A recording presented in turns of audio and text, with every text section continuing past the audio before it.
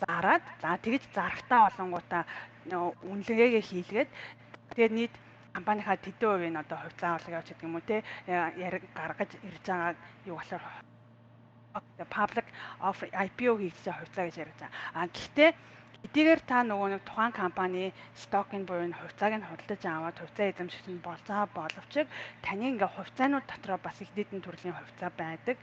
Тэгээд тэр анханасаа нөгөө IPO гаргахдаа ямар төрлийн хувьцааг хэдийн хэмжээгээр нэг бүрийнх нь анхны үнэлэмж нь хэд вэ гэдэг. За анхны үнэлэмж IPO дээр буюу анхныхаа үнэлэмжэн дээр тухайн компани SEC-гээр за тэгээд аудитын бүр ингээ янз бүрийн албан ингээ байгууллагуудаар ингээ бүх шаардлагуудаа хангаад үнэлгээгээр хамгийн анхныхаа үнэлэмжийг тэд байна гэдгийг гаргаж өгнө. Тэрнээс хойш бол нөгөө нэг маркет дээр явж байгаа маркет сентиментээ дагаад нас дэшээ өсөж буурах тохиолдлууд байна. Тэрнээс хойш компани бол контрол хийгээд за ийм юу манай хувьцааны нэг бүрийн үн ийм л байх хэрэгтэй энэ гэдэг контролыг бол ерөөсөө хийдэггүй байгаа. Тэгэхээр хамгийн анхны IPO хийнэ гэдэг нь бол нийтэд гарч байгаа анхны initial offering-го компани өөрөө бодит үнэлэмжэн дээр суурилж гарах. Энэ нь болонгод бүгдээр нэг хууль дүрмээрээ зохицуулагдсан байгаа. За тэнгуут хувьцаан дотроос нь болонгод дивиденд буюу хувь ногдуулдаг. За зарим хувьцаануудыг тэгэхээр та жишээлх юм бол аваад хадгалаад инвестмент байдлаар хадгалсан бахад та тухайн жилийн улирлын ч юм уу earning-ээс нь хувь аваад буюу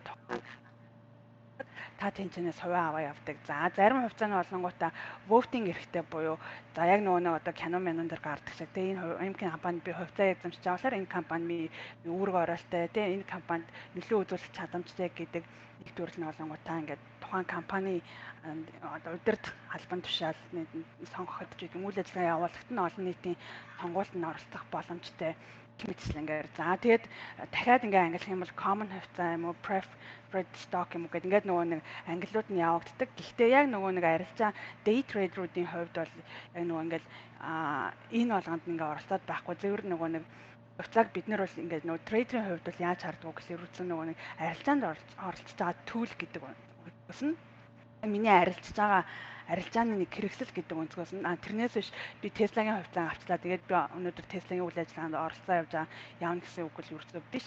Нөгөөтэйгөр олонгуудаа би энэ компани хувьцаа буюу надад энэ компани хэдэн шир нь байгаа юм чинь одоо би энэ компани тодорхой хэмжээний эзэмшигч нь болж байна гэж бас ойлгож болохгүй. Яагаад гэхээр хувьцаа гэдэг бол компанид байгаа нөгөө нэг өөрийнх нь хөрөнгийн нэг хэсэг тэрнээс биш тухайн компани одоо жишээлх юм бол үйл ажиллагаанд нь оруулж байгаа санхүүгт нь байгаа одоо яг тэр хөрөнгийн нэг хэсэг л болохоос биш тухайн компани яг үндсэн хөрөнгө буюу одоо жишээлбэл тухайн компани байшинтай, тэг байрлагтай, санал ширээтэй тэр бол хувьцаа эзэмшигч үрдөөсөө хувьцаа эзэмшигчийн өмч үрдөөсөө биш аахгүй юу.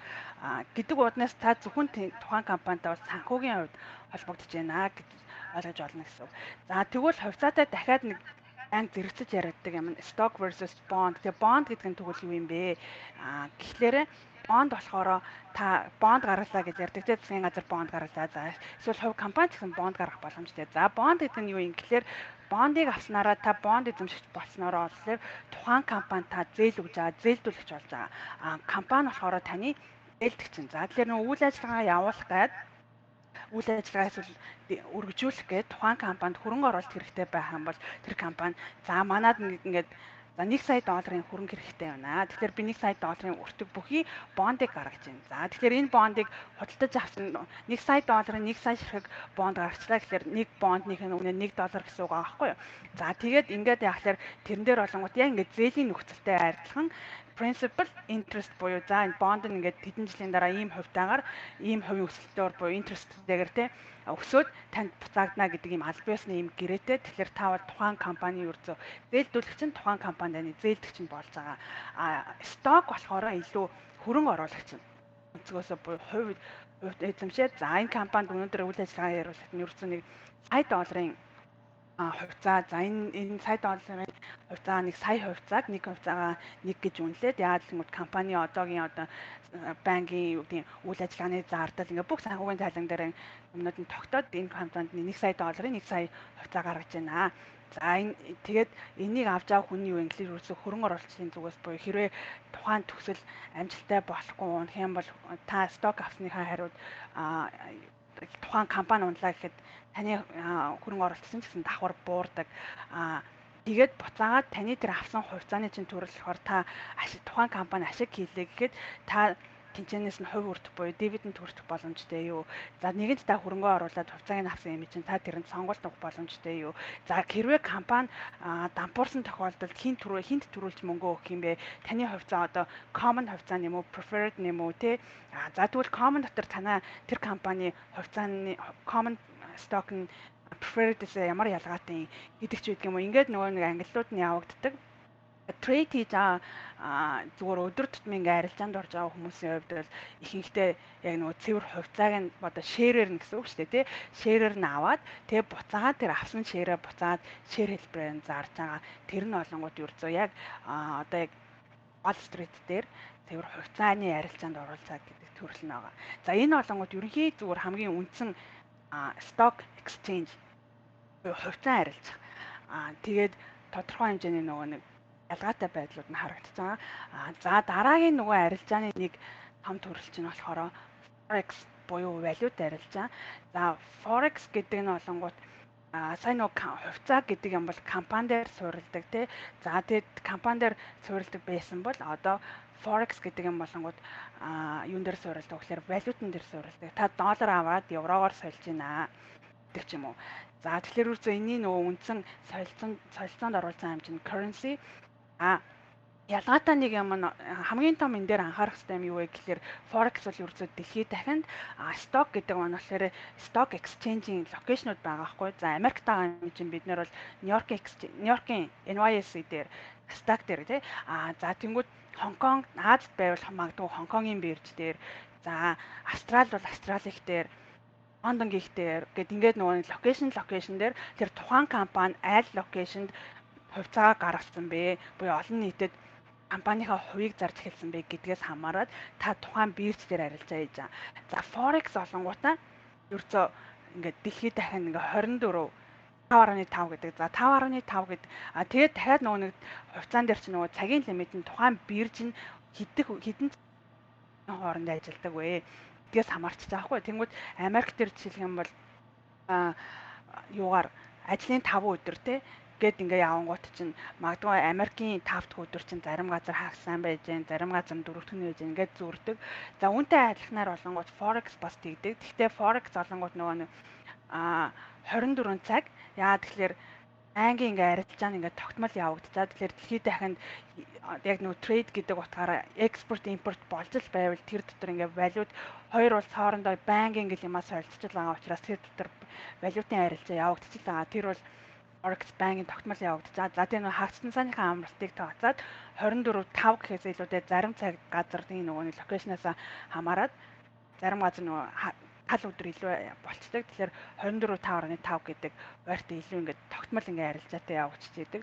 За тэгээд forex дээр олонгууд би яаж ашиг хийх юм бэ? Яг хувьцаан дээр ч гэсэн төстэй л дөө яаж ашиг хийх вэ гэхэлэр нөгөө мэдээж нөө арилжаа хийж байгаа юм чинь аваад зарна. За тэнгүүд forex-ийн болонгууд валют аваад ирэхлээр ялгаатай юм байдаг нь болонгууд interest rate-ийн буюу тухайн одоо жишээлх юм бол Японы interest rate нь Америкийн interest rate-ээс нь ялгаатай байх юм бол би Японы йенийг аваад тэгээд тэрнийг Америк руу би ингээд солихдоо interest rate-ийн өөрчлөлтөн дээр ашиг гэж болдог.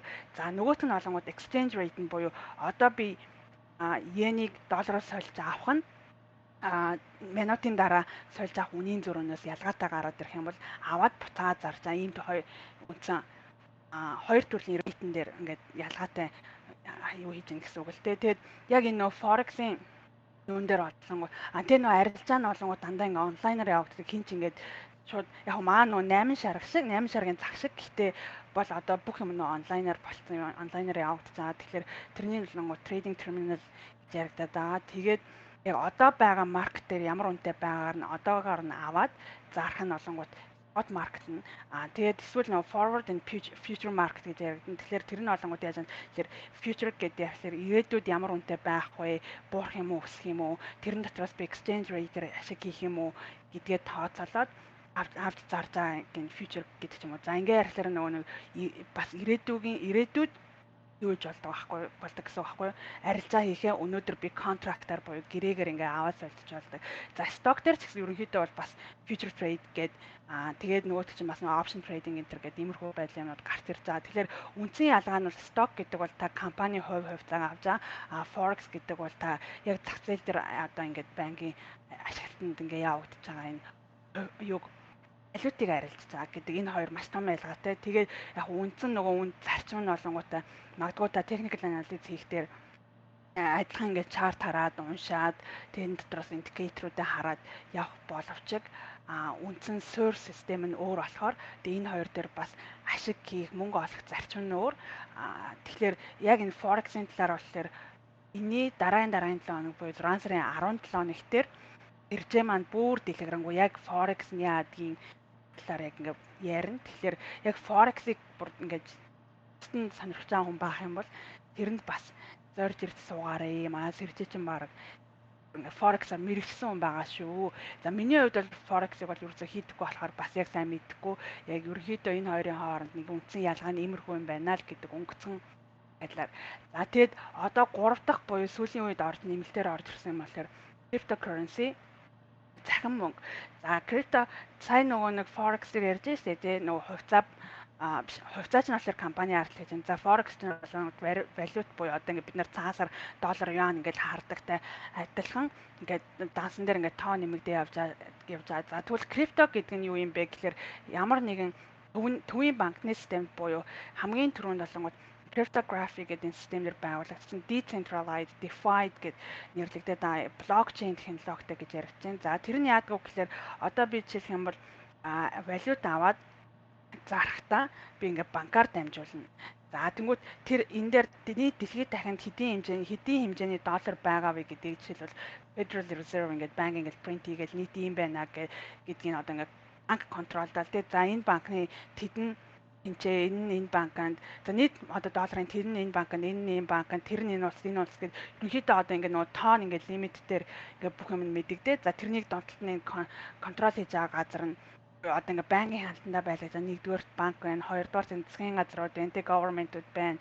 За ингээд нөгөө нэг хоёр уг нь бол эн чинь хоёр хүн хоорондоо ингээд за би миний мөн одоо юу доллар энэ байна, юан энэ байна ингээд солилцчихъя гэдэг юм. Зөвл аахгүй нөгөө $2 руу байсан ч гэсэн ингээ гүйлгээ хийгээд хоорондоо ингээд угалцаж авалцаад солилцдог системийн дундуур 3 дахьч буюу одоо centralized юмнууд орж ирсэн буюу одоо нөгөө банк маань үндсэн үйл ажиллагаа нь бол ер нь бол юуг нь хийхчтэй тий энэ хоёр хүний өмнөөс за би хурдлангаас хулн нийтэнд төгрөгтэй тэр нь ийм байна гэдгэнд би банк бол ердөө энэ чинь нөгөө нэг аккаунтингийн үйлчилгээ тий бүртгэлийг нь үйлчлэг хийгээд за энэ мөнгөний болонгот би гэрлээд ингээд зарт өгөөд буцаад гэрлээс ингэж аваад гэд энэ үйлчлэгийг хийдэг centralized хийдэг энэ системийг байхгүй болгоод энэ бүх юм нь болонготой юун дээр юм блокчейн буюу технологи дээр суурлаад буюу компьютерийн кодн дээр компьютер үрдсэн ингээ өөрөө автоматар явагдаж байгаа.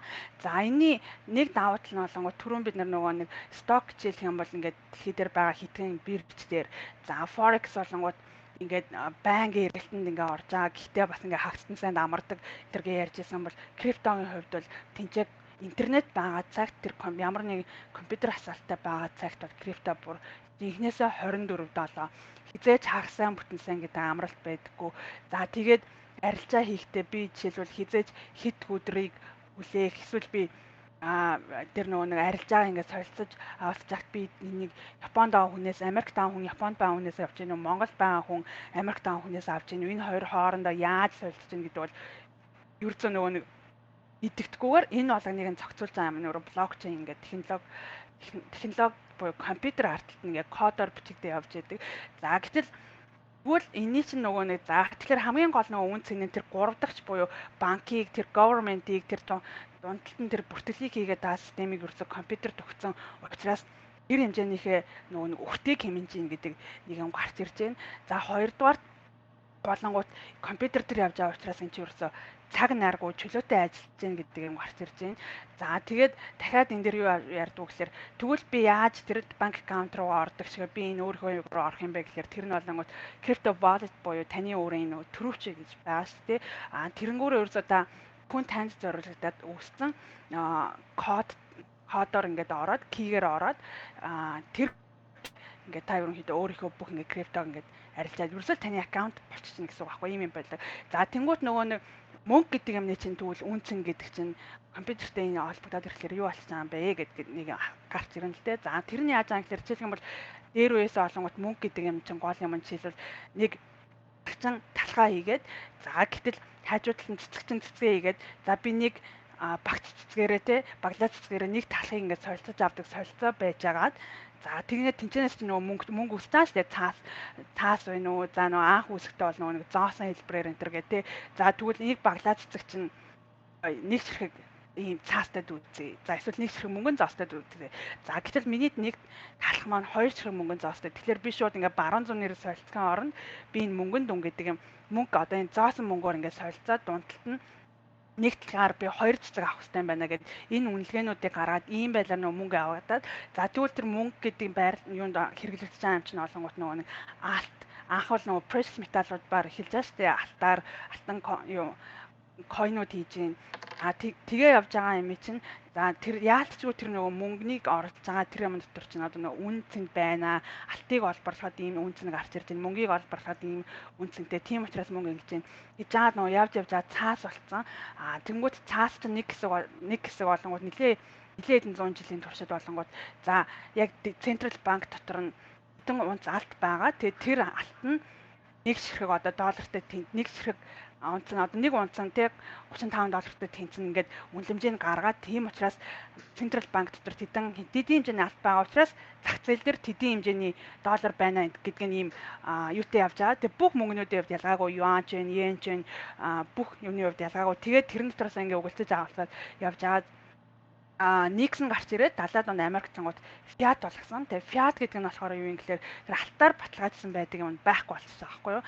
Тэгэхээр одоо жишээлх юм бол өмнө яг ингээд цэвэр нэг унц алттай байсан хүн $35 одоогийнхоор ярих юм бол нэг унц алттай байвал $1800 ингээд тэнцээд ингээд явдаг байсан бол тэр систем алга болгоод цэвэр одоо энэ цаасан мөнгө гэдэг фиат систем руу ороод ирэхлээр энэ чинь болонгууд нь ерөнхийдөө нэлийн юм хөөсрөлтийг угаасаа үүсгэсэн байхгүй юу тодорхойг болсон. За тэгээд нөгөө үнцэн эдийн засгийнхаа зарчмаар яваад ирэхлээр чи ингээд юуных нь хэмжээ нэгсээд ирэхлээр инфляц нь өсдөг гэдэг юм. Ингээд нэлийн юмнууд нь өөрчлөлт гараад тэгээд сүүлийн одоо энэ ялангуяа энэ сүүлийн сүүлийн 10 жилийн хувьд бол одоо нэг фиат систем бас ингээд фейл болох гээд байна. Тэгээ яагаад гэхээр хэд ингээд хамаа намаагүй мөнгө хэвлээд байгаа учраас доллар хэвлээд байгаа учраас энэ явандаа нөгөө баталгаагүй зүгээр л хоосон цаас болж байна. Нэр хэвлэгдээд ирсэн цаас болчихж байна. Ингээд гэтэл блокчейн дотор чинь тэгвэл юу байгаа юм ингээд хүмүүс аргалдаг нөгөө cryptocurrency дотор юу байгаа юм те яг ингээд хүн ингээд алтыг ухаад яаж алттай дүүцүүд үнцэнд байгаа мó. За эсвэл ингээд блокчейнээр чинь дамжуулаад ямар нэг юм хийх мөнгөнгүүд блокчейн дотор бас өөрсдийнх нь майнинг гэдэг юм байдаг. Майнинг гэдэг нь англиар нөгөө энэ нөгөө бүх юмыг компьютероор кодчлоод гаргаад ирсэн байнгут асаалттай байгаа нөгөө майн хийж байгаа компьютер дотор ноуд гэдэг юм үүсэж байгаа байхгүй. За тэд нар нь болонгууд яаж англиар хоёр хүний хоорондох юм смарт гэрээ ухаалаг гэрээ үүсгээд за миний $5 за хулангийн $5 евро за хулангийн 5 биткойныг гэрлээ рүү явуулъя гэдэгт нь айл банкнаас банкар дамжуулах юм чинь хинээс хаана очиж байгаа юм ерөөсө бүртгэлийн систем нь компьютер дотор хийгдэж байгаа. Тэгээ тэр компьютер дотор хийгдэж байгаа тэр кодыг тайлж байгаа юм нь болонгууд майнинг процесс явж байгаа. Тэгээ тэр майнинг буюу тэр нэг coin хаанаас хэн рүү дамжиж байгаа, хэний компьютероор дамжиж байгаа нь болонгууд тодорхойгүй тэр нь амар тийм randomly picked болдог тийм алгоритмтэй тэрнийг блокчейн гэж нэрлэдэг байгаа. Тэгэхээр энэ дээр нөгөө ямар ч нэг хүн одоо ингээд за миний компьютер дээр 10 coin байгаа тийм биткойн байгаа 10 биткойныхоо би ингээд энэ 10 биткойны 5 нь хулангийнх одоо би энэ 5-аа гэрлэрээр дамжууллаа гэдэг юм үргэлжлээ байхгүй. Тэгэхээр би жишээлбэл 5 биткойн ингээд хүн рүү дамжуулж байгаа бол тэр 5 биткойн 5 өөр mining field-с буюу 5 өөр хүний компьютероос 5 өөр орноос те 5 өөр газараас time zone-оос бүр ингээд явж идэг. Тэгээ энэ утгаараа болонгууд майнинг хийгддэг. Яг нөгөө нэг үнэт металтай адилхан майнинг хийгддэг гэвэл хийгддэг. За тэр нас нөгөө нэг сүүлийн үед нэлээд юу дамжуулаад цөрөг комментууд гэх юм уу дагуулаад тэрний яадаг гэхээр биткойны майнинг биткойн гэдэг нь болонгууд хамгийн анхны cryptocurrency Гойд одоо бас маркет дээр байгаа хамгийн том нь биткойн. Тэгээд энэ нь олонгууд юугаар хийхин тулд маш их туг зарцуулдаг. Тэгээ график карт дээр тэгээд нэг жоохон юм inefficient байна гэдэг. Тэгээ яг үндэ бас бид нэр яг нөгөө дүнтэй зэрэгцүүлэл валютаа ярих юм бол алтаа яриад тий. Тэгвэл тийм fiat биш системтэй юун системтэй орнуудын тал алтаа ярих юм бол алтыг олборлохын тулд газар ухаж нэгдээс ер нь л ялгаагүй биткойн ч гэсэн яг тийм зарчмаар ер нь майнинг нь ерөнхийдөө тийм зарчмаар явдаг гэсэн үг байхгүй. За тэгээд энэ систем гаргаж ирж байгаа энэ том Bitcoin, Ethereum гэдэг үндсэн том юмнууд дээр болонгод өөрсдийн гэсэн блокчейн те тэр технологи дээр энэ маань ингээд өсөж явж байгаа. За тэр блокчейн технологи дээр нь суурлаад токен буюу юм токен тэг койнууд ингээд жижиг койнуудыг гаргаа. Тэгээд тэр гаргаж ирж байгаа токен койнууд болонгод бүгдээрээ бас өөрсдийн нэг юм асуудлыг шийдвэрлэж байгаа. Нэг яг тэр блокчейн технологи дээр суурилсан асуудлыг шийдвэрлэж байгаа. Эсвэл альваад нөгөө яг энэ нүүдийг ерөнхийдөө үн цэнийг өгж байгаа гэсэн үг байхгүй юу. Тэгэхээр бид нэр анх дээр үед нөгөө нэг ганц юутай байжгаад алттай байжгаад алтыг жишээлх юм бол Америкууд нь мөнгөний хэлбэрт оруулахдаа доллар гээл Оросод нь оруулахдаа рубль гээл оруулсан. Яг адилхан одоо Ethereum гэдэг блокчейний үндсэн технологи дээр суурилсан хойнууд ч бас ингээд гараад тэр ингээд өөр currency-тэй бас юм төсдөөр явагдаж байгаа гэсэн үг байхгүй. За тэгэхээр үндсэндээ ерөнхийдөө бол cryptocurrency гэдэг нь энэ юм тэгээд нөгөө одоо бол нөгөө юунд гараад ирсэн арилжаалагдаж байгаа буюу одоо трейд хийх бүрэн боломжтой болсон. Тэгээд арилжаач трейдеруудын ерөнхийдөө одоо үндсэн 3 одоо бүр 3 дахь юм forex stock exchange-тэй ялгаагүй одоо crypto exchange бол хийгддэг болсон. Крипто гэхээр ерөнхийдөө бас ийм яригдаж байгаа шүү. Тэгэхээр хамгийн ихний 3 ялгаатай юм бол та арилжаачин болох гэж байгаа бол одоо трейдинг сонирхож байгаа бол алийг хийх гэж байгаа вэ гэдгээ аягүй сайн бол хэрэгтэй. За тэгээд анхаашнаас нь хэлье гэд мэдээж нөгөө нэгэнт ингээ арилжаа хийгээд сурцсан буюу одоо нөгөө нэг чарта уншдаг тий техникэл анализа хийдэг ингээд зам бахад яг биткойны одоо жишээлбэл за юуны криптогийн биткойн, Ethereum, Dogecoin одоо юу гэдгийг ингээ нэг мэдээж ингээ чарт үүсгэж систем чинь өөрөө трейд буюу ингээ юугаар buy seller тий хэдийн зарагдаа хэдийн авч байгаа ингээд энэ юугаар трендээ үүсгээд тэгээ адилхан чарт нь үсээд ингээд анализ хийх юм нь бол адилхан болоод ирчдэг учраас яг нэг арилжаа хийгээс сурцсан аль нэг нь хийгээс сурцсан хүн бусдруудаа хүрвэх чадвартай гэхдээ бол маш ялгаатай. За тэгэхээр эхний ээлж нь бүр ханаас эхлэх вэ гэж байгаа хүмүүс би энэ гурын алийг барьж авах вэ? Би яг хувьцаа арилжах юм уу? Валют арилжах юм уу? Энэ крипто арилжах юм уу гэдгийг эхний ээлжинд аюул сан онгод тэр талынхаа судалгаа тэр талынхаа юунуудыг аюу мэдж авах нь хамгийн ихний бүр ингээд суур ойлголт. За ингээ явж ангууд арилжаа гэдэг байгаа. Тэгвэл бидний энэ трейд гэдэг энэ арилжаа гэдэг юм юу юм бэ? Тэгэхээр арилжаа гэдэг чинь үндсэн суур ойлголт нь нэг импорт экспорт ингээд зурж байгаа те өгөөд авда тэр үйл систем. Тэгэхээр хувьцаан дээр ингээд юун дээр ярихлаар бид нэр бай хийгээс сэл хийх үедээ аваад буцаад авсныгаа зарах. За энийг нөгөө хувьцаан дээр яриад яг нөгөө stock exchange дээр ярангуут long short гэ ярьдаг. За put call гэдэг нь option дээр яригдаг. Ингээд жоохон нэрслүүд нь өөр. Тэгээд энэний олонгууд дараа нөгөө хайд нөгөө 6 сарын 17-нд forex-ийг ярина гэсэн. Тэгээд тэрний дараа 6 сарын 24-нд бас crypto-г ярина. Эх 7 хоногт яг бүр зөвхөн хувьцаа гэдэг дээр ингээд өөрийн ярина. Тэгэхээр тэр болгон дээр ингээд яг юунууд нь ямар ялгаатай юм авах нь юу юм, зарах нь юу юм, энэ ямар учиртай нэрсэл юм гэдгийг бүр дэлгэрэнгүйгээр ярих баг. Тэгэхээр ямар ч гэсэн арилжаачин болж байна, трейдер юм байна гэдэг авахын тулд эхний ээлж нь бол ямар ч гэсэн аваад тэрнээ зарж байгаа. Тэгэл үндсэн тийм солилцоо явагдаж байгаа. Импорт, экспорт, импортын солилцоо явагдаж байгаа. Тэрэн дээр арилжаа хийгдэж байгаа. За үндсэндээ болонгууд за тэгвэл би ямар төрлийн арилжаа байдгийм бэ гэдэг. За энэ дээр болонгууд яг нэг арилжаа хийдэг хүмүүсийн төлбөр одоо нэг ялгаар тавьсан байгаа арилжаа. За хамгийн ихнийх нь болонгууд за энэ хоёр дахь дээр нь байгаа day trading. За day trading гэдэг нь болонгууд хамгийн нийтлэг буюу өдөртөө арилжаа хийдэг. Яг нөгөө одоо яг ингээд trading time frame гэхлээр нэг өдрийн дотор би өнөө өглөө яагаад өнөө өглөө нэг хувьцаа аваад тэгээ маркет хаагдахаас өмнө өдөртөө зарж байгаа бол тэр day trading гэсэн үг байхгүй юу. За тэгээд дараагийн олонгууд swing trading гэж байгаа. Swing trading нь олонгуудаа арай урт хугацаанд.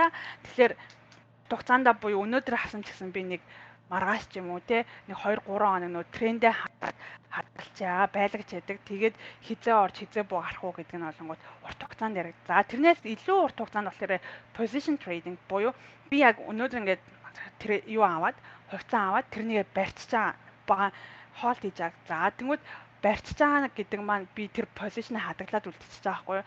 За тэгэхээр би нөгөө трендээ хараад за хизээ буух юм хизээ өсөх вэ?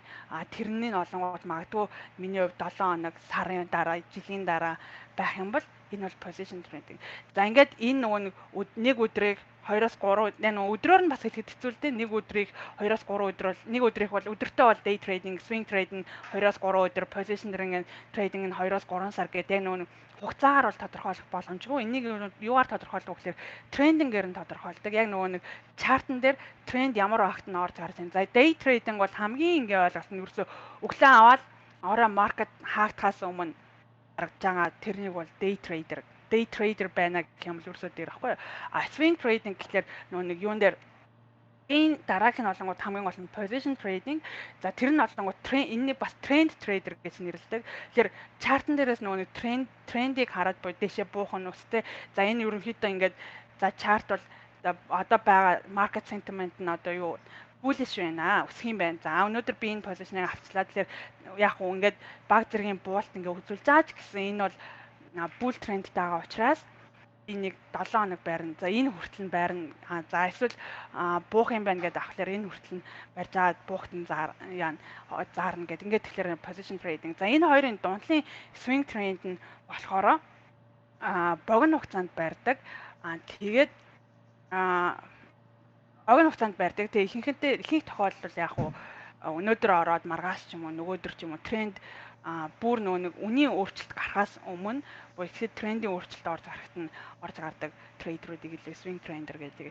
За тэгээд бүр богино хугацааных нь олонгууд scalping гэж яддаг. Тэгээд scalping нь олонгууд ерөнхийдөө юу вэ гэхээр их хэмжээний маш бага хэмжээний өсөлтөн дээр их хэмжээний тоогоор ороод тэгээ маш хурдтайгаар олон дахин арилжаанд орохыг хэлж авдаг тэр төрлийн трейдерүүд ахгүй. За жишээлх юм бол юу яа л да Apple-ийн хувьцаа өнөөдөр 100 яж агаад би 100 хагт нь ороод за тэгээ минутын дараа за 5 минутын дараа 103 болчлоо гэхэд би Apple-ийн 100 багт нь 100 хувьцааг аваад буюу би $10,000-аар орсон. Тэнгүүт 103 болонгууд нь 5 минутын дараа би гараад тэгээ хувьцаа тутмаас 3-ыг буюу 100 хувьцаанаар би $300 ашиг хийгээ гарчиж байгаа бол тэр бол би scalping хийж байна. Баггүй юу? Тэгэхээр дахиад нөгөө scalping дээр одоо энэ нөгөө трейд ялгаануудын хамгийн гол хардаг юм болонгууд ямар чартыг харах вэ? Тэр чартын интервал буюу хэдийн хугацаатай харах вэ? Нийтд нь би ерөнхийдөө энэ daily хараад энэ 2 3 өдрөөр өсгөх гэж байгаа юм уу? Эсвэл 1 2 минутаар нь хараад 2 3 минутаар өсгөх гэж байгаа юм уу? Тэгэхээр scalping хийж байгаа хүмүүс л ерөөсөө бүр хэрвээ trading view дээр бүр ингээд төлбөр төлөө секундээр харж болдог Bloomberg терминал бас ингээд бүр айгүй нарийн мэдээллүүдийг өгдөг. Тэгэхээр ерөөсөө 1 минутын өсөлт 2 минутын өсөлт би өдрийн дотор бүр 60-70 трейд хийж болдог. Day trading нь бас ялгаагүй. Өнөөдрийн хувьд 15 минут, 1 цаг, 4 цаг, 2 цаг ингээд юугаар харахад ямар байна? 40 минут юугаар тренд яаж явж байгаа гэх тэн дээр явдаг. Тэгэхээр ерөнхийдөө бас та за ингээд нөгөө энэ дүрийн тэгээд энэний дараа мэдээж position trading-аас бүр урт хугацаанд харж байгаа нь бол инвестор болно. Инвестор гэдэг яг тэр энэ дээрээс бас нөгөө юу гарч ирэх үү гэхээр тухайн хувь хүний арилжаанд оролцох өдөр тутмын цаг боломж болцоо юу байна? Мэдээж нөгөө оруулж байгаа мөнгө чинь уг нь бол нөгөө яг нөгөө risk management дээр бас та нөгөө алдаж чадах хэмжээнийхээ мөнгийг оруулаарай гэдэг чтэй. Тэр тэрнийг та хэр удаан хугацаанд юугаар хэдийн хэмжээнд өсөхийг зорж байгаа юм те та сарын хугацаанд өсөлтөө харж байгаа мó эсвэл өдрөөр өсөлтөө харж байгаа мó жилийн хугацаанд өсөлтөө харж байгаа мó тэгээ тийшээ оруулсан хэдийгээ та хэд болох гэж байгаа хэрвээ унлаа гэж байгаа тохиолдолд хэдэн хувийн уналттай байхад нь та гарах ёстой гэдгийг харж байгаа гэдэг нөгөө анханасаа зорилгоо тодорхойлох нь айгүй чухал. Тэгээ тэрнээсээ хамаарат би аль төрлийн трейдер болох вэ? Тэгээд энэ трейдер надад юу нэ энэ илүү зохимжтой юм бэ гэдгээ барьна гэсэн үг байхгүй юу? За жишээлх юм бол та евро за танд $10,000 байлаа гэж бодъё тий. За $10,000-оор 10,000 энэ 10,000 долларыг би алдсан ч өсгсөн ч миний ингээ өдөр тутмын амьдралд маань бол нөлөө үзүүлэхгүй. Энэ бол миний байрны рентийн мөнгө биш. Энэ бол миний өдөр тутмын хоолны мөнгө биш. Ингээ илүү мөнгө ингээд 50 тэр 10,000 маркет руу оруулж ирээд одоо хөрөнгөний зах зээл рүү оруулж ирээд за ингээд би энэ 10,000-ыг жилийн дараа 15,000 болсон байхад that's good enough for me гэд явж байгаа бол за 15,000 гэдэг чинь 50% өсөлттэй шүү дээ. Тэгээд энэ трейдинг өсөлтүүдийг үргэлж хувьчилж ярьдаг. Тэгэхээр энэ 50% өсөлтийг үзэхийн тулд надад ямар боломжууд байгаа юм те. За тэгэхээр 50% жилийн дотор 50% өсөлт юм чинь би 12 сартаа хуваах юм бол за нэг сартаа 5% өсөлт юм байна. За тэгвэл сарынхаа 5% өсөлтийг би swing trader нэн, day trader нэн, за position trading-ээр буюу за нөгөө 10,000-ийнхаа портфолио гэдэг юм үүсгэж байгаа хгүй. За портфолион дотроосоо тий за нөгөө 10,000-ийнхаа би 2,000-ыг нь энэ одоо position trading дээр буюу 2 3 сарын дараа ерөнхийдөө ингээ өдрөөр 7 хоногоор monthly ингээ чартыг харахаар энэ bull trendтэй явж байгаа юм байна. Иш орё гэд тийшнээ хэдийн тодорхой хэмжээг хийдэг. За эсвэл за энэ 7 хоногийн хувьд одоо жишээлх юм бол өнөөдөр нөгөө юугаа Apple энэ 7 хоногт earning-гээ танилцуулах юм байна. Тэгэхээр тэрний дагаад нэг иймэрхүү болох болов гэдэг хандлагыг хараад ишээ swing trend руу ингээд орчих. За яг өдөр тутамд одоо энэ AMC ч гэдэг юм уу те бүр ингээд байнгын ингээд fluctuate хийгээд байгаа юм чинь ишээ бол би яг ингээд өдөр энэ өнөөдөр ингээд юунд дээр маркет нээлттэй байхад хэдэн цаг суугаад энэ day trading өглөө ороо гэхэд гарна. За би 2 цаг л суух юм байна. Тэгвэл энэ миний хувьд day trading болох юм байна гэдэг ингээд төлөвлөгөөгөө гаргаад илүү тийм зорилттой байдлаар тэгэхээр тэрнээс хамаараа таны ерөнхийдөө ямар арилжаар төрлийн трейдер болох вэ гэдэг чинь тогтно гэсэн үг л дээ. Тэгээд мэдээж нөгөө нэг хүн болго ийшээ ашиг хүртгэцэл орж байгаа юм чинь тэгэхээр хэдэн хувийн ашигыг хэдийн хугацаанд олохыг хүсэж байгаа вэ гэдгээ харах нь ер нь бол хамгийн чухал. Scalper-ууд бол бүр scalper гэж ярьдаг, scalping гэдэг бол ихэнх тохиолдолд ер нь бол маш их хэмжээний мөнгийг эргэлдүүлдэг хүмүүс байдаг. Яагаад гэвэл үрцөө минутын өөрчлөлтөөр $1, $2 тэг баг ингээд нөгөө нэг тэнийний өөрчлөлтөн дээр тодорхой хэмжээний мөнгийг ингээд хийгээд гарч идэг гэсэн үг байхгүй юу? Тэгэхээр бас хэрвээ танд ингээд нөгөө тодорхой хэмжээний мөнгөнд үнэ их байгаад Tesla Apple жишээлбэл 100-аас 101 болоход би надад тэр нэг хийж байгаа те 100 авсан юм чинь нэг гээд нэг дээр хийж байгаа 100 хувьцааны би шүү $100 хийчлээ гэсэн үг шүү дээ. Тэгэхээр тийм байхад good enough гэж харж байгаа бол бас scalper руу орж олно. Гэхдээ бас нөгөө нэг тренд амар хурцлагддаг болохоор ялгаагүй гэсэн үг эрсдэлтэй л гэсэн үг л те. Тэгэхээр ийм байдлаар юугаа өөрийнхөө бас ямар төрлийн арилжаач болох вэ гэдгээ сонгоно. Мэдээж нөгөө нэг яг би scalper юм чинь би ингээд 1000 секундээр харна гэсэн юм бол байхгүй. Трендээ харж чаад өнөөдөртөө бол day trading гэн тэ ингээд 2 3 цагаа хараад тэгээд хийгээд бас нөгөө нэг мэдээж уян хатан чин чанаруудаа хадгална гэсэн. За тэнгууд яг нөгөө нэг анализ хийж байгаа шүү дээ. Би яаж юун дээр суурилж би энэ хувьцааг авахгүйгаа зархаа тэ одоо аваад маргааш зарах юм уу одоо аваад 10 минутын дараа зарах юм уу өснө гэдгийг яаж мэдх юм буурна гэдгийг яаж мэдх юм. За нэгдүгээр яг өснө буурна гэдгийг хинч мэддэггүй. Ирээдүг бол хинч тодорхойлдоггүй. Хэрвээ мэддэг байсан бол тэгэл бүгд тэр бунтан баггүй юу. Эднэрт өгддөг чартнууд чи ерөөсөө өнгөрсөн түүхийг л өгдөг. Тэгэхээр тэрэн дээр нөгөө прогноз гэж ярьдаг шүү дээ. Ерөнхийдөө өмнө нь ийм юм болж исэн учраас ийм болох магадaltaй. За ийм одоо нөгөө нэг чартны ийм одоо бүтэцтэй индикаторууд за паттернууд ингээ үүссэн байна. Тэгэхээр ийм магадгүй гэсэн юмнууд явж байгаа. Тэрнээс заавал ингээл өсөж байгаа юм чинь head and shoulders ингээд гарах хэвээр. За head and shoulders байвал ингэнэ гэдэг ч юм. Эсвэл юмнууд байна гэсэн үг байхгүй. Тэгэхээр тэрэн дээр бол бас өөрөө нөгөө нэг арилжаа хийж байгаа хүн өөрөө эрсдлээ үүрээд тэгээд нөгөө уян хатан байдлаа хадгалаа тий. За ийм байх магадгүй байна. Гэтэл цаана дахиад ийм болохгүй байх магадлал байгаа шүү гэдгээ санана гэсэн. За тэгээ үндсэн анализыг болонгууд хоёр төрлийн анализ гэдэг. Fundamental and technical analysis гэж байгаа. За fundamental гэдэг нь одоо байгаа тэр хувьцааны компани хувьцаа гэхэлэр чинь нөгөө компани ярих гэдэг шүү дээ. Тэгэхээр тухайн компани үйл ажиллагаа, зардал, хөрөнгө юу гэдгийг бүх ингээд санхүүгийн тэ earning нь санхүүгийн мэдээллүүдийг ингээд бүгдийг нь аваад тэгээд зах зээл дээр байгаа хувьцааных нь тоо хэмжээтэй харьцуулаад энэ компани нэг хувьцааны үн, нэг хувьцааны үн ийм байх байна гэдэг үнэлэмжийг гаргаж ирдэг. За гэтэл тухайн юуны үнэлэмжлэл дээр байгаа үнээс их одоо юу гэдгийг жишээлх юм бол одоо Tesla-г ярьдаг шүү дээ. Tesla-гийн хувьцаа одоо ингээд 600-тай байна гэхэд яг үүндээ компани одоо ашиг буюу profit хийж эхлэегүй маш их зээлтэй. Тэгээд ассетуудын ингээд тоолоод энэ хөрөн юунуудын чөмчн ингээ хараад яхангууд нэг хувьцаанд зах зээл дээр байгаа нэг хувьцаа нь бол одоогоор юу гэдгийг $200 хавцаатай үнэлэмжтэй гэдэг үнэлгээ явагдаж байгаа гэсэн байхгүй. За тэр үнэлгээг хийгээд одоо гэтэл 600-тай байгаа юм байна гэд тэрэн дээрээс хараад авахгүй юу гэдгээ шийдсэн анализ хийж байгаа болохоор fundamental analysis гэж нэрлэж байгаа. Нөгөөх нь болохоор компани тэр мэдээллийг биш яг арилжаа хийгдэж байгаа тренд дээр буюу яг нөгөө зах зээл дээр байгаа тэр одоо компани хувьцаа дэшээ доошоо өсөж буурж гэнэ үү их эрэлттэй нүү их юутэй нийлүүлэлт нь их эрэлт баг байна уу ер нь тэр их хүн одоо энэ юунд оролцож байгаа юм гэдэг ч юм уу тийм юунаас нь харж байгаа чарт харж байгаа technical analysis гэдэг. Тэгэд ерөөсөө үндсэн бол ийм хоёр төрлийн analysis байдаг. Тэгээд буцаагаад мэдээж нөгөө fundamental trader, technical trader гэж нэрлэдэг. Залцаа mute хийгээрэй please. Sorry. Тэгээд ийм ерөнхийдөө хоёр төрлийн суур анализ байдаг. За хувийн зүгээс бол юу зөвлөхөө гэхээр аль алийг нь хийгээд сурчих юм бол энд маш хэрэгтэй.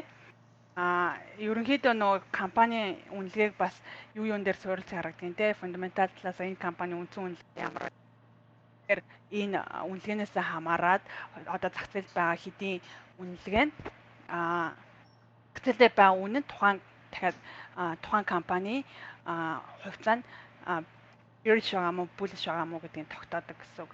За тэгээд мэдээж technical analysis хийгээд тухайн компани үйл ажиллагаанаас үл хамааран яг нөгөө нэг цэвэр арилжаанд оролцож байгаа liquidity-г нь буюу одоо тухайн арилжаан дотор нөгөө нэг зах зээл дээр байгаа нийт хувьцааныхаа тоо хэмжээгээр тий оролцож байгаа байламжаараа ерөнхийдөө яаж явж байгаа трендээ харна гэсэн үг байхгүй юу.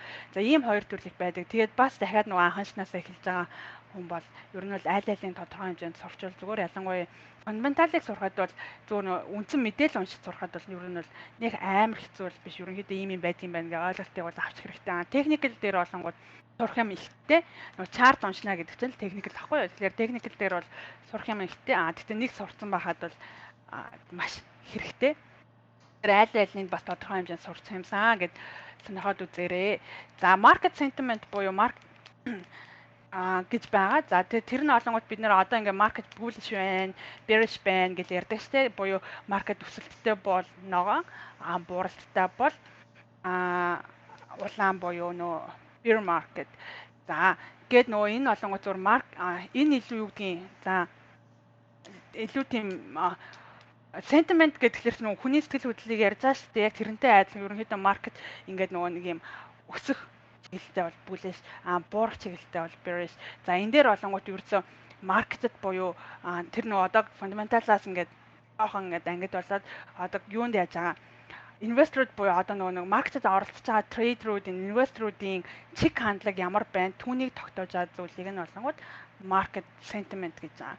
За энэ дээр болонгууд үндсэн яг нөгөө энийг тодорхойлдог дөрвөн гол индикатор гэх юм уу? Wix опшныхан бол Wix-ийг аюул сайн мэддэг байгаа тий. High Low Index, BPI, SMA гэдэг үндсэн дөрвөн юм байгаа. За энэнийг болонгууд дахиад би юу яах вэ гэж бодоод дэлгэрэнгүй тайлбарлахгүй орчихъя. Юун дээр дараа нь нөгөө хувьцаан дээр болон опшн дээр нөгөө арилжаан дээр энэ дөрвөн тусдаа яг юу гэсэн үг юм бэ гэд яригдах байх гэд. Яг одоо жишээл SMA гэдэг нь болонгууд simple moving average ахгүй. Тэгээд гэдэг ч юм уу ийм байдлаар нөгөө дахиад нөгөө chart ярихад ч юм уу нэг бүртлээ яригдах байх гэд орчих. Гэхдээ ямар ч market sentiment гэж яригддаг зүйл нь бол маркетинг дэш явах гэдэг юм уу доош явах гэдэг юм уу яг энэ инвесторын буюу арилжаачдын трейдеруудын хандлага юу нь ямар байна гэдгийг тодорхойлол. За тэгээд дараа нь болонгууд chart. За chart чинь болонгууд юун дээр байгаа. Forex ч юм уу, crypto ч юм уу, stock ч юм уу, бүгдээр нэг chart уншин штэ тий. За тэг үндсэнд 3 төрлийн chart болонгууд line chart, bar chart, candlestick гэж байдаг. Тэгээ нэг өөр юм болонгууд үзүүлдэг юмнууд нь ямар ч ер нь бол чанарын хувьд л ямар ч ялгаагүй. Яагаад гэхээр за тухайн хугацаагаа тавиад харахад танд хамгийн дээд үнийн доод үнэтэй нь дахиад нөгөө volume буюу хэдийн хэмжээнд одоо нөгөө нэг зарагдас үйлгэнд орсон энэ төр гэдэг тэр юмнуудыг харуулж байгаа. Тэгэхээр line chart бол одоо жишээ хамгийн энгийн зүгээр л хамгийн дээд үнийн доод үнэтэй ингээд холбоод явцсан байж байгаа ч юм уу тий. Тэгэхээр ерөнхийдөө бол урт хугацаанд бол chart уншина. Тэгээд chart уншиж сурах нь хамгийн одоо үр дүнтэй technical analysis хамгийн чухал зүйл. Гэхдээ тэрэн дотроо дахиад энэ 3 chart-ын алийг юу хөлөөр хамгийн их мэдээллийг өөртөө агуулдаг chart нь өөрөө candlestick. The candlestick дотроо нөгөө өмнөөс 2-3-7 хоногийн өмнөдөө туяа бүр ингээ candle-ыг бол бүр нэг бүрчлэн айгуу сайн гаргасан шүү дээ. За тэгэхээр хүн бол хэрвээ нөгөө эхний ээлжинд энэ ер нь ямар төрлийн chart-ууд байдгийг. За тэгээд нөгөө нэг яг нөгөө chart руу ч н ороод тайлбарлахаар энэчээ байгаа зураас болгоно нь юу гэлэр хэлдгийг явахлаар эхний ээлжинд trading view руу ороод зүгээр нөгөө нэг харах юун дотроо хардаг нөгөө ямар төрлүүд байна гэдгийг харж байгаа байхгүй. Тэр одоо энэ дээр харж байгаа эхний одоо энэ юу болохоор зүгээр trading view-ийн юу байхгүй юу? Ямар төрлөөр харах юм бэ гэдэг сонголтууд нь. За жишээлх юм бол одоо энэ Apple-ийн 2 chart техник нь болонгууд candlestick-ээр за тэнгууд candle-аар гээд харуулчихсан. Тэнгууд нөгөөт нь болонгууд hollow candles гэж ялгаагүй л candle-ыг харуулна. Зүгээр зургал нь өөр болчихсан гэсэн үг. За нөгөөт нь хоёр дахь нь болохоор bar chart. Bar chart нь болонгууд candle-тэй төстэй. Гэхдээ одоо нөгөө биегүүгээр харуулчихсан гэдэг юм уу тий. Тэгэхээр эхний ээлжинд та зүгээр нөгөө өөрөө сонирхоод энэ хоёр чинь юу нь ялгаатай, юуг нь харуулаа, юуг нь харуулах байгаа юм бэ гэдгийг зүгээр trading view руу ороод өөрөө эхний ээлжинд хараад үзэх бас боломжтой. Тэгээд дараа нь chart-ыг бол миний бодлоор баг дахиад нэг өдрийн бүтэн яригдах хичээл авалтаа хэдэн хугацааг нь яаж тавьж харах юм, тэрэн дотор нь хугацаанаас юу нь хамаарах юм гэдэг. Тэгвэл хэдийн хэмжээний хугацааг одоо энэ дээр жишээлх юм бол Apple Inc-ийн one day гэж авахгүй тэгэхээр one day chart-ыг үзүүлж байгаа. Тэгтэл энэнийг хэрвээ 5 minutes буюу 5am болгоцсон байх юм бол энэ chart-ны хэлбэр шал өөрөөр pattern буюу одоо хэлбэр нь ерөнхийдөө шал өөрөөр харагдана. За тэгээд тэрнийг яагаад би нэг one day-ийг хараад хизээ 5 minute-ыг харах вэ гэдгийг тогтоодог юм чинь болохоор түрүүн хэлсэн шүү дээ ямар төрлийн трейдер байх вэ буюу та day trade гэж байгаа юм уу эсвэл position trading дээр байгаа юм уу гэдгээс нь ингээ хамаарад хэдийн хугацаанд харах уу. За хэдийн хугацаанд алангуур нь харахад ямар төрлийн pattern гарч ирээд ямар тааштай яах юм шиг байна гэдэг таамаглалаа. Ерөнхийдөө нэлээд таамаглалыг хийж байгаа гэсэн үг аахгүй өнгөрсөнд ийм байсан юм байна гэдэг дээрээс. За тэг юун дээр бол үндсэн бол chart нь юм ба. Тэр энэ тэнд нөгөө нэг харахад чинь зарим газар line chart үзүүлэн, заримд нь bar chart үзүүлэн, заримд нь candle chart үзүүлэн. Тэгээд яг нөгөө chart-ыг бол дахиад нэг өдөр ийм хичээл болгоод харах байх гэдэг үүднээс ингээд орхичих. За тэгээд трейд хийх гэж байгаа ялангуяа нөгөө Америкт трейд хийж эхлэх хүмүүсийн зүгээр нөгөө тогтмол гайхдаг асууддаг ч юм уу зүйлэн дээрээс ярихлаар day trade хийн гэдэг нь day trader хийж байгаа хүмүүс трейдер нь ямар аккаунт үүсдэг вэ гэхээр retail аккаунт буюу өөрсдөө бол retail trader гэж нэрлэдэг хүмүүс гэсэн үг шүү дээ тий. За тэгээд энэ яг ямар системээр явдаг юм бэ гэхээр за та эхлээд олонгууд өөрийнхөө мөнгийг personal bank account-наас бэлээд broker account нэ. За broker дээр өөрийнхөө аккаунттай болно гэсэн үг шүү дээ.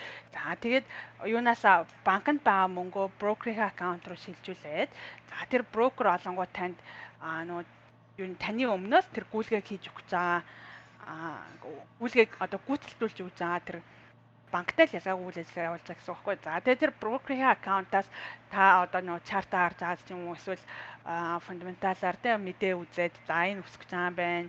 За энэ санхүүгийнх нь энэ жилийн earning нь ийм байгаа юм байна. Тэгвэл би энийг авъя гэдэг buy and sell гэдэг яг буюу трейдийнхээ захиалгыг өгдөг. За тэр захиалга хийгдчихээд дараа нь таны тэр захиалга юугаар дамждаг вэ? Clearing house-аар дамждаг. За энэ clearing house гэж юу хэлээд байгаа юм бэ гэхэд тэгэхээр за clearing house дээр юу хэлээд байгаа юм бэ гэхэд тэгэхээр Одоо жишээлбэл бид нэр өдөр тутамдаа кредит картаар гүйлгээ хийхлээр за нэг 2-3 хоногийн дараа энэ гүйлгээ чинь одоо баталгаажнаа гэд өнгөрдөг сте тэ яг нөө шууд ингээд нөө гүйлгээ хийнгүүт таны банкны доторх мөнгөний тоо өөрчлөгдөж ингээд харагддаг боловч яг тэр цааталт чинь одоо хоёр банкны тэг таны кредит картнаас үнэхээр мөнгө нь гараад нөгөө банкнд очоод тэр банкны дансан нэмэлтээр ингээд орж байгаа тэр процессны үеийн 2-3 хоног болно гэдэгтэй адилханаар та арилжаагаа хийх гэж захиалга өгөхөд таны брокер аккаунтнаас яг тоон шууд хасагдаад та энийг авчлаа гэж харагдах боловч яг тэр гүйлгээ болонгоо тэр clearing house-аар дамжаад за энэ гүйлгээ баталгаажлаа гэдэг нь ерөнхийдөө бас нэг 2-3 өдөр гэдэг. Тэгээд яг нөө 2-3 өдөр гэсэн formality нэр шүү дээ тий. Тэгээд зарим нь бол ингээд ерөнхийдөө өглөө эрт хийсэн гүйлгээ бол өдөртөө clear болцсон л байдаг. Жишээний тий ямар төрлийн брокер хэрэгжилж гин гэдгээс хамаарат зарим брокерууд бол таныг ингээд айгу хурдтайгаар гүйлгээ чинь хийгээд өгдөг байгаа. Зарим нь болонгууд жоохон уддаг байх чинь яа тэр дахиад тэр брокеринг компанид ба арталт нь байгаа нөгөө hedge fund-ууд, IB-нууд, MM-ууд тэгээ ямар clearing house-аар дамжиж байгаа энэ гэдгээс хамаарат тэгээд тэрний дараагаар таны яг broker account чинь ерөнхийдөө баталгаажаад надад эдгээр ширхэг ийм хувьцаа байгаа юм байна гэдэг нь баталгаа болох байхгүй юу. За гэтэл өнөөдөр яг ингээд миний broker account-анд автор $15,000 байлаа гэж бодоод би $15,000-ороо Apple-ийн хувьцаа 100 байхад нь 100 Apple-ийн хувьцаа авчаа гэхэд би $10,000 хэрэглэж байгаа гэсэн үг шүү дээ тий. Тэгээд тэр $10,000 чинь долларын 100 хувьцаа миний дансанд орж ирээ баталгаажтлаа ингээд зарцуулж авах хугацаанд энэ тэр $10,000 ерөнхийдөө түгжигдчихэж байгаа гэсэн үг байхгүй. Би надад яг ингээд баттай тэр хувьцаанд жаахгүй мөнгө маань жаахгүй ерөнхийдөө ингээд юм түгжигдсэн тэр clearing house clear болгогдсон түгжигдсэн broker account. За тэр заагалж байгаа тэр хугацааг буюу одоо тэр хугацаанд та зүгээр тэр нөгөө clear болохын хүлээхгүйгээр танд тэр чинь байгаа гэж тооцоод гүйлгээ хийх боломжийг өгж байгаа. Буюу та брокерийн компаниас мөнгө зээлээд худалдан авах чадварыг чинь нэмэгдүүлж байгаа зүйлийг болохоор margin гэж нэрлэдэг. За margin гэдэг нь болонгуудаа та дансандаа $25,000 байж агаад гэхдээ таны одоо за 2% 2 дахин 3 дахин 4 дахин ерөнхийдөө хувьцаан дээр бол 4 хүртэл явна. Forex дээр бол бүр энэ тооноос нэлийн өөрчлөлтөө явна. Тэгээд leverage энтергээ ярихлаар нэлийн дахиад нөө миний ярьж байгаа гол юмнууд дахиад хэлэхэд хувьцаан дээр нэлийн яригдж байгаа. Тэгээд Forex криптон дээр бол энэ тоонууд ерөнхийдөө өөрчлөлтөд явна. Хууль дүрмнээс өөрчлөлтөд явна. Тэгэхээр яг хувьцааны day trade хийх дээр бол Америкийн хууль нь өөрөө юу вэ гэхээр та day trade-ийг ямар ч лимитгүйгээр day trade-ийг хийхэд бол танд $25,000 байх хэрэгтэй. За энэ олонгот margin арилжаа хийж байгаа. За margin арилжаа гэдэг нь өөрөө ямар учиртай юм бэ гэхээр тэр тэгж хувьцаа авчаад тэгээ clearing house-аас cleared болох хугацааг хүлээхгүйгээр өөртөө хүлээхгүйгээр тэр байгаа гэж тооцоолоод тэр мөнгөө юунаас брокероос зээлээд тэгээд үргэлжлүүлэн арилжаа хийх боломжийг олгож байгаа margin буюу та ерөнхийдөө юунаас зээл авч байгаа гэсэн үг. Брокероос зээл авч байгаа гэсэн үг. Тэгэхээр нөгөө брокер сонгоод брокерийн аккаунт үүсгэхдээ таны нөгөө юун дээр бүртгэлтэй дотор чинь тухайн брокер хэдийн хэмжээний margin, хэдийн хэмжээний хувийн хүүтэй бас танд зээлдүүлдэг вэ гэдэг. Тэгэхээр та юунаас margin гэдэг бол ерөнхийдөө та бол зээл авч байгаа л хуулийн дагуу танд болон тэр брокероос чинь танд өгж байгаа buying power чинь нэмэгдүүлэхээр өгж байгаа тоо мөнгөн дүн. За тэгээ тэрнийг бол та тухайн брокероос зээл авч байгаа гэж ойлгож болно гэсэн үг. За тэгээд та ерөнхийдөө чөлөөтэй гүйлгээ хийх боломжтой болж байна гэсэн үг байхгүй юу? За 25,000 гэж ярьж байгаа зүйл нь юу вэ гэхээр хуулиараа болонгууд 25,000 нэг бол данс чинь доод нь $25,000 байж ээж та 7 хоногт 3-аас дээш day trading хийх хэрэгтэй болдог. За day trading гэдэг нь болонгууд хэлсэнтэй өдөртөө позишн одоо аваад зарж байгаа позишн өдөртөө хаахыг хэлж байгаа. Тэгэхээр өнөөдөр аваад маргааш зарах гэж байгаа энэ бол day trading биш, swing trade руугаа орчин. Өнөө өглөө аваад маргааш зарж байгаа. Өнөө өглөө аваад өнөөдөр маркет хаагдахаас өмнө зарж байгаа бол энэ чинь day trading. Тэгэхээр 7 хоногт ердөө 3 удаа 25,000-аас доош байх юм бол 7 хоногт 3 удаа дээдлэн 3 удаа day trading хийх боломжтой. Энэ болохоор хуулиар зохицуулж байгаа зохицуулт ерөөсөө брокероос бол хамаарлаггүй. Тэгээд юугаар дахиад нөө 25,000 маржин дээр буюу нөө хүлээхгүйгээр гэсэн үг шүү дээ. Дебит дээр буюу та яг ингээд шууд аваад зараад өөртөө байгаа мөнгөөрөө болонгууд тэр чинь болонгууд нөгөө нэг банкнаас мөнгө зээлэхгүйгээр яг надаа $15,000 тансандаа байжгаад 10,000-аар нь Apple-ийн 100% аваад дахиад тань $5,000 чинь ямар нэгэн хөдөлгөөнгөө түгжигдэг үлдсэн гэсэн үг шүү дээ. Тэр 5,000-аараа өөр нэгэн хувьцаа авах боломж бол дахиад тэрнгүүр 3 байна 4 байна түүнээс дэшгүүлгэх бол боломж байгаа гэсэн үг байхгүй юу. Тэгэхээр дебит буюу байгаа мөнгөөрөө шууд цэвэр аваад зарахад бол ямар нэгэн лимит байхгүй. Дахиад тэр лимитийг бол зарим тохиолдолд брокерууд гаргаж өгдөг. Буюу та ямар брокер дээр ямар төрлийн аккаунт нээлгэж байгаа гэдгээс нь хамаарат тухайн аккаунт брокер дээр аккаунтаа болгохын тулд дансандах минимум мөнгөний хэмжээ хэд байх ёстой юм. Эсвэл ийм төрлийн трейдийг хийхин тулд дахиад дансандсан хэд байх ёстой юм. Ингээд тэр нөхцөлийг бол брокер гаргаж өгдөг. Тэгэхээр брокер сонгохдоо бас юмнуудыг аягүй сайн хараарай. За тэгээд хэрвээ маржинтай орж байгаа 25-аас дээшээ үнийн дүнтэй орж байгаа бол маржингийн чинь хувь нь хэд брокероос авч байгаад хувь нь хэд юм бэ гэдгээ бас аягүй сайн хараарай. За яг нь buying power гэж юу гэлээд байгаа юм гэхээр танд өнөөдөр яг нөгөө нэг ансанчин байгаа дахиад маржин зарж бүх үнийн дүнгууд чинь ороод хэдийн хэмжээний худалдан авалт арилжааг чадамжтай вэ гэдгийг чинь харуулж байгаа talk buying power гэж нэрлэж байгаа. Тэгэхээр хэдийгээр та дансандаа $30,000 боловч таны buying power $100,000 байх боломжтой гэсэн үг баггүй юу?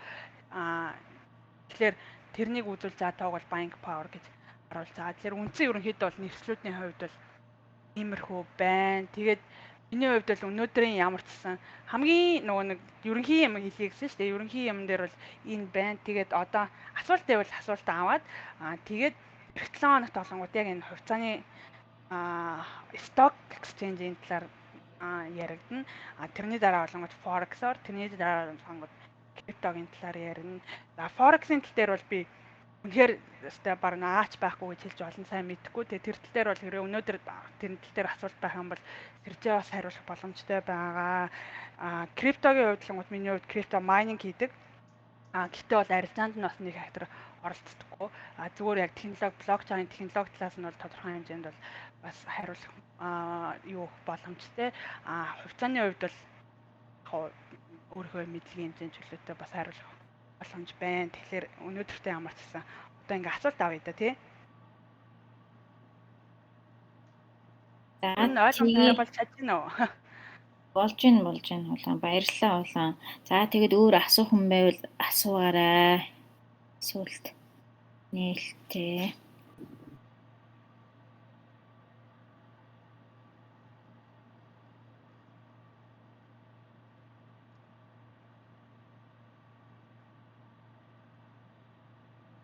За гайгүй юм шүү дээ асуулт нь гэхгүй. Тийм байна. Бүгд За би тэгвэл нэг асуулт асууж тийм үү? Одоо ингээд нэг брокер сонгоно гэж штэ тий. Тэгэхээр брокер сонгоход ингээд үзүүлэлтүүд байдаг гэсэн үг үү тий? Одоо тэрийг одоо яаж бид нар шинжилж яаж сонгох ёстой юм бол тэр талаар хичээл авах уу? Эсвэл ямар хөө одоо мэдээлэл ямар хөө одоо нэг үзүүлэлтүүдтэй байд юм бол тэр талаар яриад өгөхгүй тий.